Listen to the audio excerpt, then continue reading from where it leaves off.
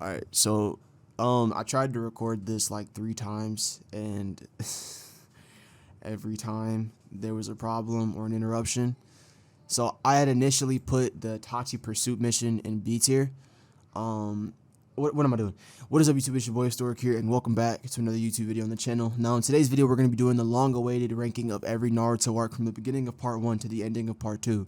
Now, if you hear any kind of background noise or any kind of interference in the video, please forgive me. This is not in my control. I am honestly, if it was up to me, I'd have everybody muzzled in this motherfucker. But anyway, it's not up to me, and I can't do that. So you're gonna have to deal with it for this video. So to start things off, I'm gonna get into the Itachi Pursuit mission, which is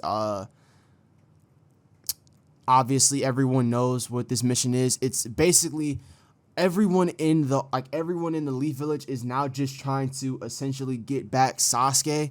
And in attempts of getting Sasuke, they think to themselves, all right, well, how do we get him? Let's go after what he's after. So they go after Itachi in attempts to bring Sasuke back to the village. Sasuke is going after Itachi to basically go on, to finish his long-awaited quest of killing his brother to avenge his clan, right? So there's two different goals for getting Itachi, and Itachi's just sitting he's just sitting smack dab in the middle of it, waiting for it to be over, right? In this scene, in this arc, you get Itachi versus, or not Itachi, you get Sasuke versus Deidara, and the amazing moments that fight has to offer. You get to see Sasuke's intelligence prowess, his Sharingan prowess. You get to see him expand his knowledge with fighting. You get to see him understand people's antics and how they fight. You get to just see everything you love about Sasuke in this fight. Now, you get other moments like Sasuke basically just kind of making it known that he is, Orochimaru too. Like, he's kind of just that dude. And then other moments in this arc, like Itachi doing finger genjutsu on Naruto and essentially rendering him useless in minutes. So yeah, stuff like that. Just amazing scenes. And then you get scenes like if y'all remember that one scene, it's where Toby first makes his serious appearance next to Zetsu, and he kind of showcases what he can do with Kamui. So I really do like that scene. Other than that, though, there isn't really something that crazy to the point where I can push it to A and S tier. But for right now, it's a good common B. Next, we have Jerome. Okay, let's not dance around this. We don't have to explain this. We don't have to elaborate on this. There should be no need for a conversation. The Tale of Jiraiya the Gallant is by far the best storytelling arc in the entire series. Not the best arc. The best arc for storytelling. Okay? If you want storytelling like this and you want a story that creates so many what-if scenarios in your head, look at this right here. Well, aside from this, but we're going to get to these in a second, all right? I really should not have to explain this. The fated battle, okay, again, another moment I should not have to explain, but in my opinion, I do not think this is better than Jiraiya the Gallant.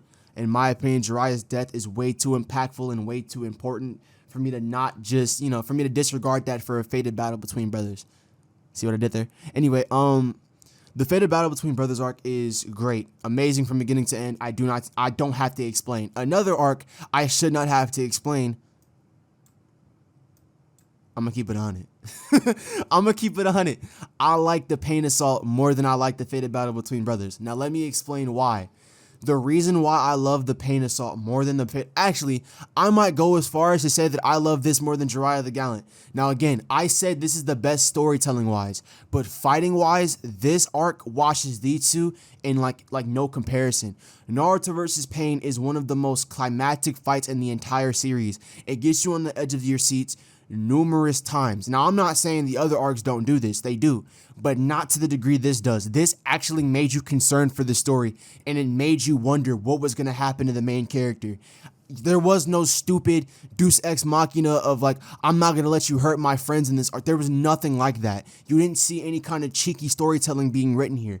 It was realness. It was realistic, and it was understandable.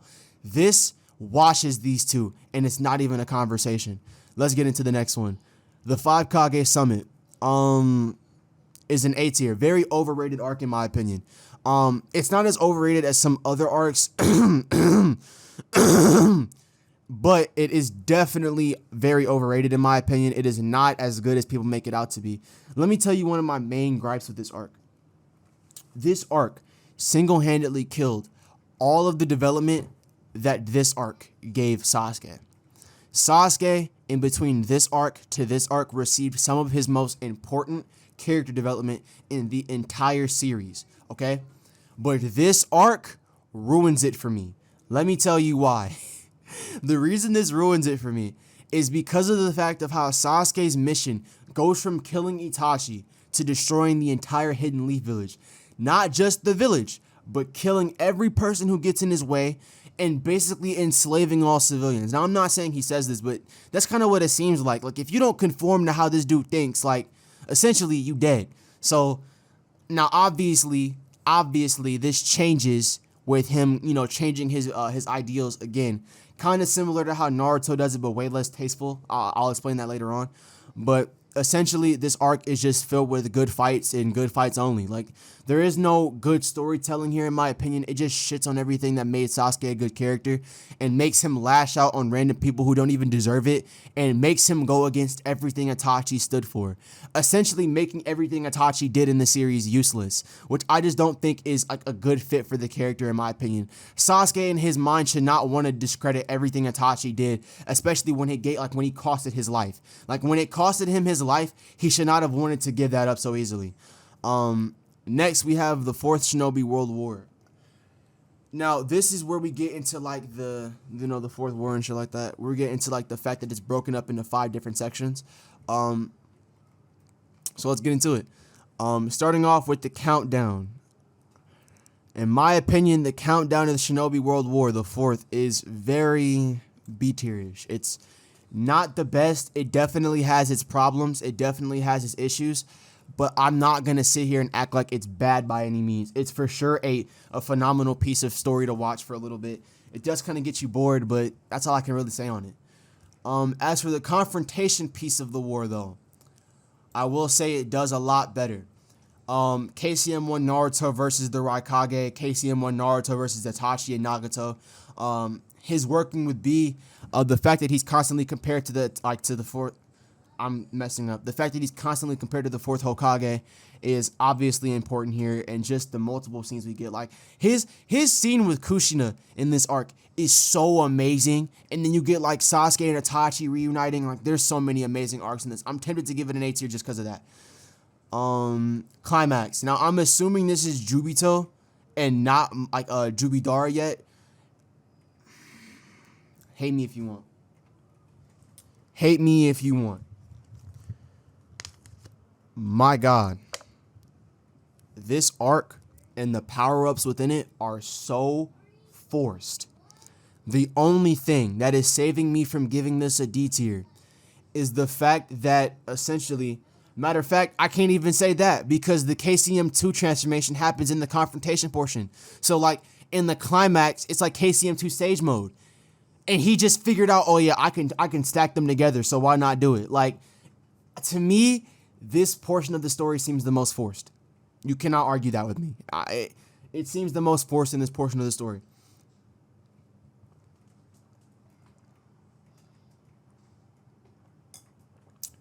Had to take a little water break. My bad. All right. Next, we have the birth of the Ten Tails Jinchuriki. Okay, no, I'm wrong. This is not Jubito. Still, though, I have a problem. Actually, wait, no. Wait. Then I might have my shit messed up. If this is okay, then I had to give it a B tier because of that scene. Because of the KCM2 transformation and the way that Naruto, like, was able to tie up together all of these ends, I gotta give it the B tier. Now, if this is like the Jubito Jubidara saga combined together,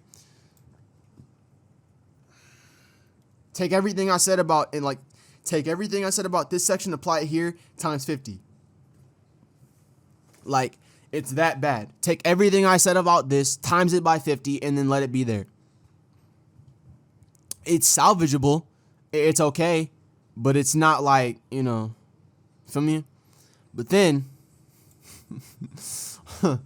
I'm not explaining. You ruined a perfectly good villain to bring shit into the verse. Why? Kishimoto, why? One of your biggest and rare mistakes. Although rare, one of your biggest mistakes. The Land of Waves is an A tier arc. Fire. You cannot argue it. It's amazing. It does so well at beginning and like budding the foundation of these characters. Like you can't tell me that Naruto would be the same character he is without the Land of Waves arc. You can't. You cannot tell me he'd be the same way. You just can't. As for the seventh Hokage arc, in my opinion, it's okay. Again, salvageable, watchable. Matter of fact, it's more watchable than everything in this thing completely. Like, matter of fact, yeah, it's more watchable than everything in this rank completely. Now, remember how I asked on my community tab post if you guys thought that the tuning exams arc was the best arc in the entire series? A lot of people said no. I am one of those people.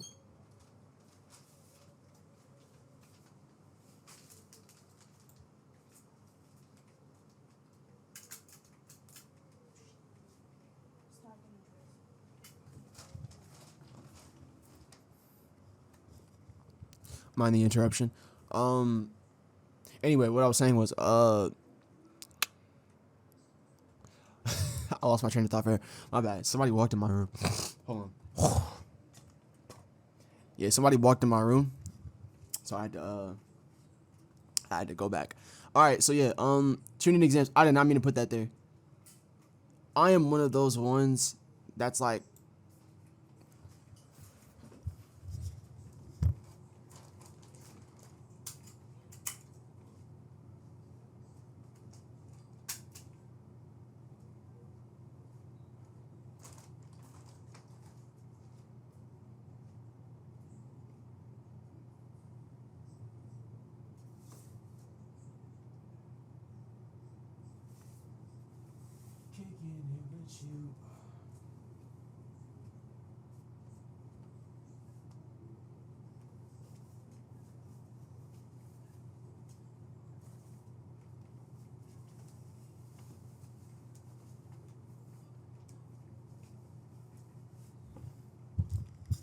okay, so it happened again. I'm back.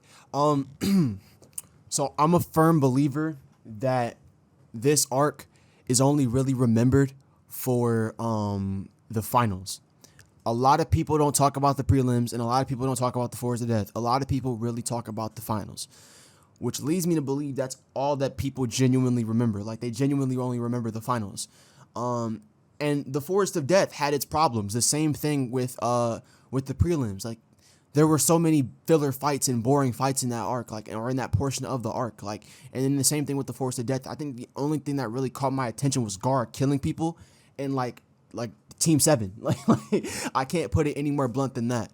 But yeah, the finals are amazing. Obviously, can't compete. I don't know what I'm doing. I don't had to fix that for a second. All right, and there we go. Konoha Crush. Same thing with the tuning exams. Only difference is though, this is amazing from beginning to end. So, yeah. Then you kind of go down in quality with the Search for Tsunade, even though in my opinion it's a very underrated arc. You got to give it its props though. It's pretty underrated. Sasuke Retrieval. I would say like this goes in like for sure. Like all of part 1 should for sure go in A tier. In my opinion, not all of it, but like most of it. Kakashi Gaiden. Love Minato. Going in A tier for sure. Okay. Kazekage Rescue Mission is very boring. I'm not a fan of this arc at all. I think like the 2 moments I liked was when Naruto like basically went bestial and like he kind of reverted back to that Kurama, like not Avatar, the Kurama cloak, the influence, the QB influence, and he just beat the hell out of Datara. Like I love that. And then obviously Sasori, shockingly, Sakura and Sasori, they put on a show. They put on a classic. I cannot lie. And then for Tenchi Bridge is mid in my opinion, very mid.